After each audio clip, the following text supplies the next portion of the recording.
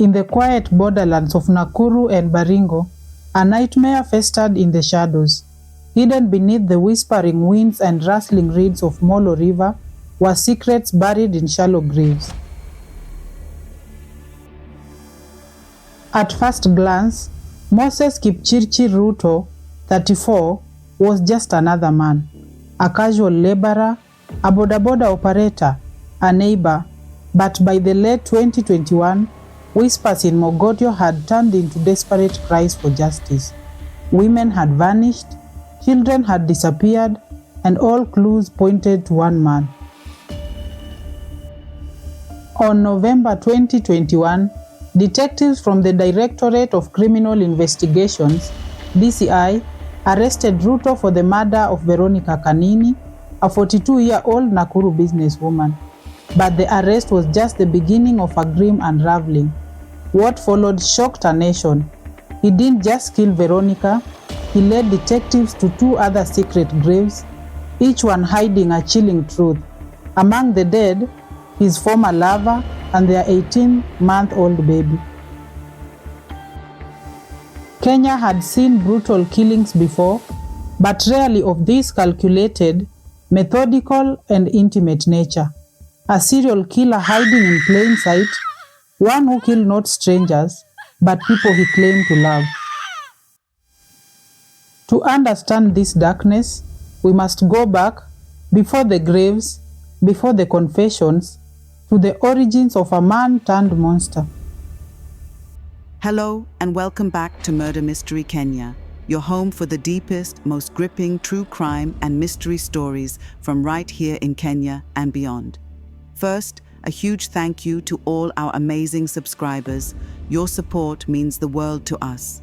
Every like, every comment, and every share helps keep these incredible stories alive. If you're new here, karibu sana. Make sure to hit that subscribe button, like the video, and drop a comment below. We'd love to hear your thoughts and theories. Your support helps us dig deeper, uncover the truth, and tell even more chilling stories you won't find anywhere else. Now, let's dive into today's mystery. Veronica Kanini was no stranger to hardship. She ran a small business in Nakuru town and raised her family with quiet dignity. When she went missing on late October 2021, many thought it was a simple disappearance. Veronica's sister said she was supposed to deliver some goods. We called, her phone was off. That was not like her, ever.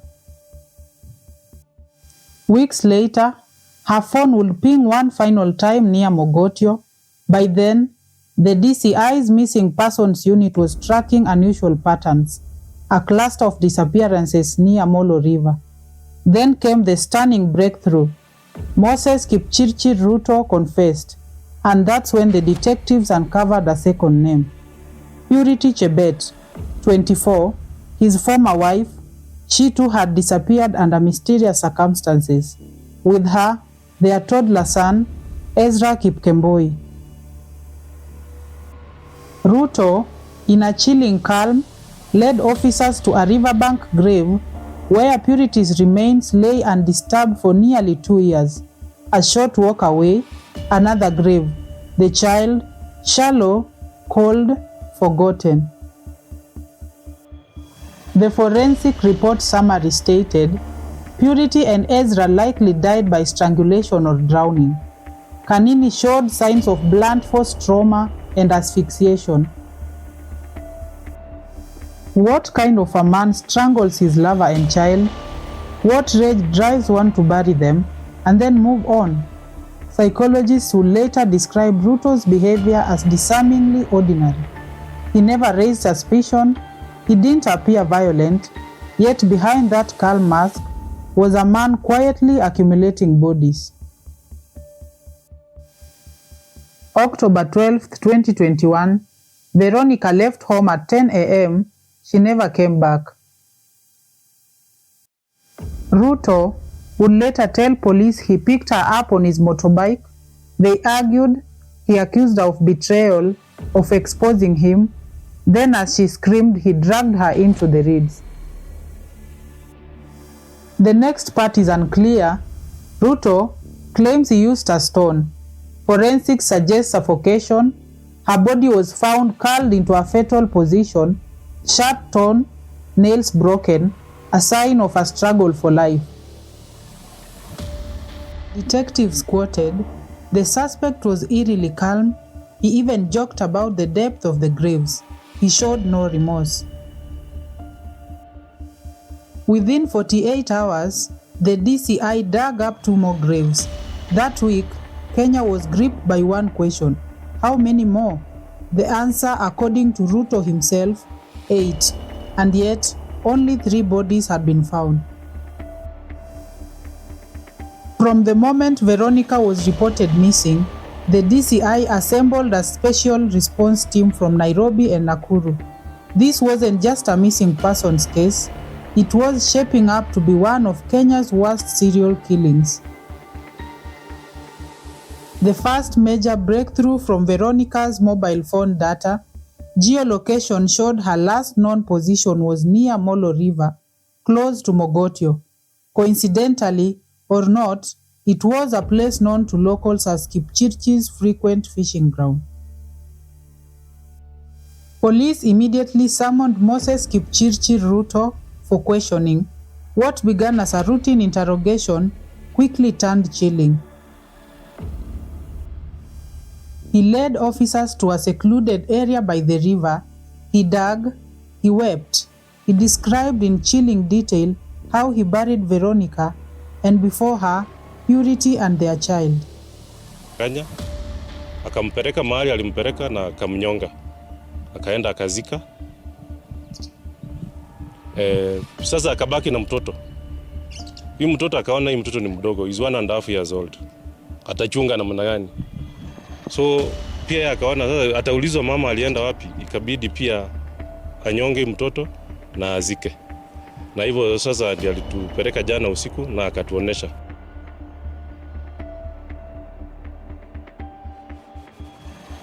The graves were exhumed. DCI ballistics experts and forensic pathologists analyzed the remains. DNA matched, fingerprints confirmed identities, but one grave, the one in Kiptunga Forest, was different. It held the decomposed skeleton of a man, likely killed with an axe. Ruto confessed he murdered the man in 2012, claiming the victim had wronged him in a business deal. Police collected bone fragments and soil samples for testing. Alikuwa anachoma makaa. Kuna mtu alitokea. Akamuuliza unafanya nini? Akasema mimi nachoma makaa, najitafutia. So hapo wakavutana, wakapigana kiasi. So jamaa akaona analemewa, huyu mshukiwa akaona analemewa na alikuwa anashoka. So akaamua kumkata kwa kichwa. Na hapo akamuua. So vile alipomuua, kulingana na mshukiwa, akachimba shimo na kumuzika. The forensic pathologist noted the pattern of burial, body positioning and trauma-short deliberation. These weren't crimes of passion, they were calculated. Ruto told police he had killed 8 people, but only 4 graves had been found. DCI issued an open appeal to families with missing persons in the Rift Valley region. If you have a loved one missing between 2012 and 2021, come forward. More than 25 people responded. Several names matched locations where Ruto claimed to have buried other victims. But by then, the evidence had decayed. Some graves may have been washed away by floods, others never existed. Unfortunately, we were not able to get the exact place. And maybe if we did get the place, we were not able to get any evidence. Lakini kwa sababu imekuwa muda mrefu, almost 9 years, challenges imekuwa mingi. Hapa kuna fisi, kuna mbwa mwitu. Moses Kipchirchir Ruto became Kenya's most terrifying ghost storyteller because his stories were real. Police faced a major challenge. Despite the confessions, only one murder charge could be filed initially, Veronica Kanini's, because forensic evidence was strongest in her case. The other deaths relied heavily on his own admissions. Akanikuwa tunaongea naye kwa simu sana sana, alikuwa ananiambia habari ya huko mzuri uko wazima sasa hatujai kutana naye. It was unbelievable. In a neighborhood turn a cemetery in silence. Today it was worrying, and it's still worrying. To understand the horror of Moses Kipchirchir Ruto's actions, we must first understand the man. Ruto grew up in Rift Valley region, described by neighbors as polite, quiet, and hardworking. He took casual jobs, often seen around Mogotio and Molo. No one suspected that behind his unassuming demeanor, he harbored a darkness spanning over a decade. A neighbor quoted, "He would greet you, help you with the cattle. You will never think he was hiding this." According to psychological assessments conducted by the state, Ruto showed traits of extreme detachment, lack of empathy, and a need for control. He was later declared mentally unfit to stand trial, prompting a deeper psychiatric evaluation. But was he truly insane or simply manipulative? Criminologists point to signs of antisocial personality disorder, a diagnosis often found in serial killers, a pattern of deceit, impulsivity, aggression, and disregard for others. Ruto often blamed his victims. In his confession, he claimed Veronica threatened to expose him, that Purity disrespected him. He described the murders not as crimes but as reactions. This type of thinking is not uncommon among domestic predators. In Kenya, femicide is on the rise, often rooted in possessiveness, patriarchal control, and toxic masculinity. Ruto was a manifestation of these societal failures. The fact that he returned to the same dumping grounds, the Molo River, the forest, suggests ritualistic repetition, perhaps a need to revisit the scene to relieve the control. Some psychologists believe Ruto may have even craved recognition, hinted at by his detailed confessions and willingness to show police the graves, a killer who wanted his story told. But Ruto isn't just a case study. He is a symptom of a deeper sickness in society, one that allows monsters to go unnoticed, unchecked. In the eyes of justice, even monsters are granted their day in court. The slow grind of Kenya's legal machinery began churning as Moses Kipchirchir Ruto was presented before the court. Shackled and guarded, the man whose name now sent chills across the nation made his first appearance in early June 2024. The courtroom was tense. Grieving families of Veronica Kanini, Ann Jerry, and Margaret Wanjiru occupied the gallery. Journalists jostled for position. Some murmured quietly about the man in the dock, expressionless, cold, seemingly unfazed. Ruto was formally charged with 3 counts of murder, though police indicated they were exploring more unsolved disappearances connected to him. Ruto pled not guilty. The defense lawyer argued that the confession was made under duress and should be struck from the record.